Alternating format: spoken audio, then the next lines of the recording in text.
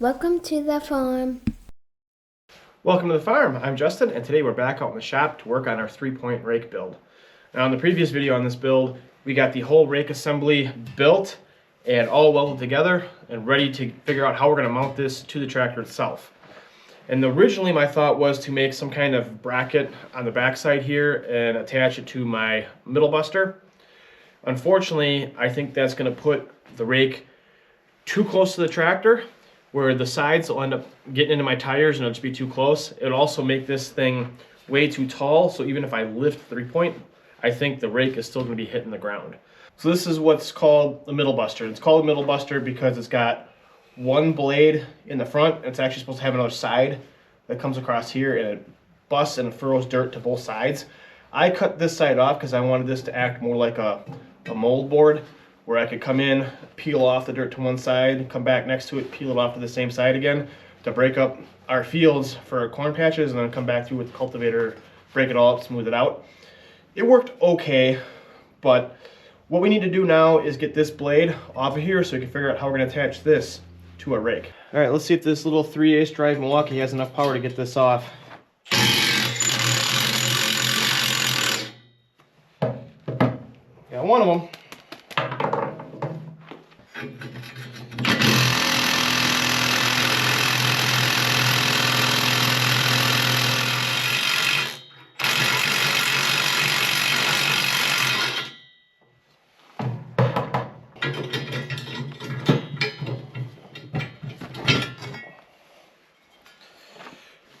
Well, it took all the threads off with it, but it got it out. That's pretty impressive. So this was kind of my original plan. I was just going to set this right up on top and then make some brackets that came up the side, bolt it through, some gussets down, call it done. Unfortunately, it puts the 3-point too far back and my sides will end up getting into my tires. So I think I have a new plan. So this is kind of going to be my new setup, I think. I think it's going to work a lot better. I'm going to put a piece of angle across the front here with a nice flat face to give me room to put brackets to come out and bolt to the side of this thing. It brings the rake really far back, so now my tires will be way up here, giving me plenty of room, and it lowered the middle buster down quite a bit, so I'll be able to lift this rake up quite a bit higher, and it won't be dragging the ground when the 3-point's all the way up. So I think I'm going to be really happy with the setup. Let's see if we can make it work.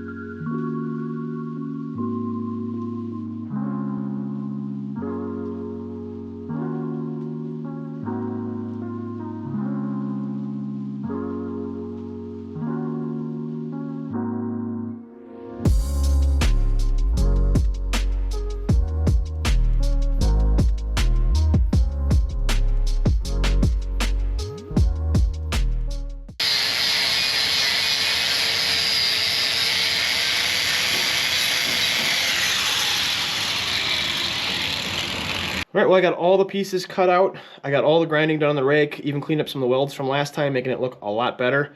And I think we're just about ready to start assembling. But before we do, I want to get the holes drilled in for where the middle buster is going to mount, because it's going to be a lot easier to do on the drill press with the pieces loose than it will be when everything's assembled on the rake.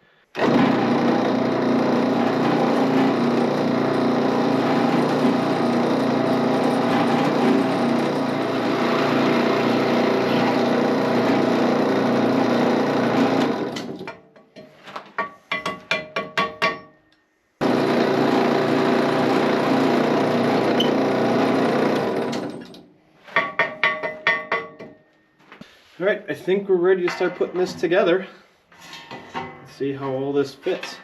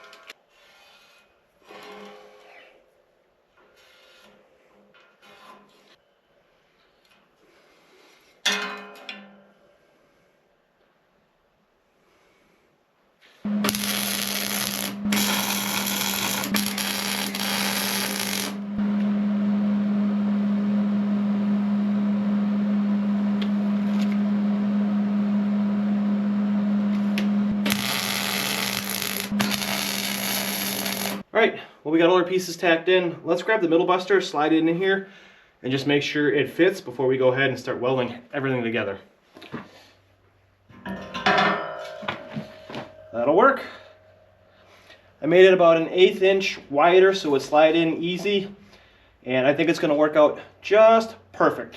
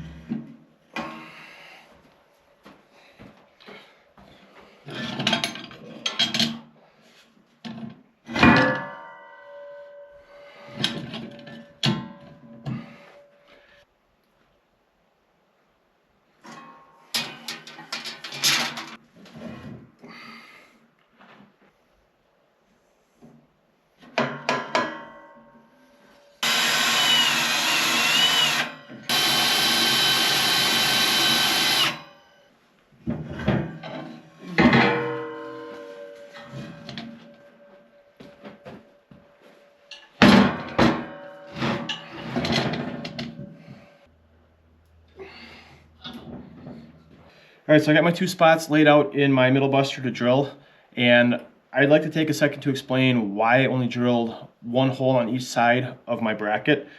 And ideally, I would have liked to drill all the way through and do 1 long bolt. Unfortunately, the only thing I have on hand are these bolts, and they are not long enough to reach all the way through and put a nut on the side. So the plan is to actually drill from one side, drill all the way through the middle buster, tap these out, and then I can have one bolt from each side sandwich this in. Eventually, if this doesn't work well, I may end up just drilling everything out, buying longer bolts, and bolting it together. But since this is what I have on hand, this is what we're going to use.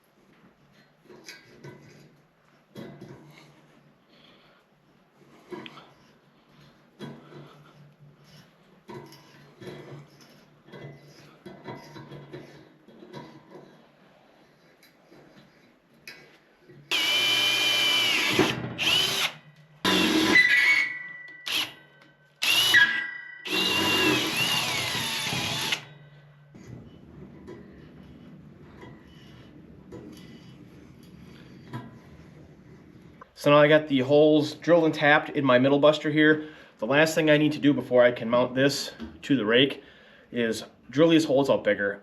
I originally drilled these the exact same size of hole that I needed for the tap, which was a 7/16. I got a 1/2 inch bolt coming in here.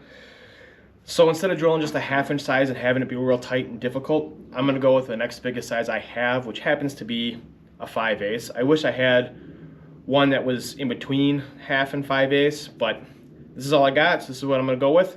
Let's get these drilled out so we can bolt this together.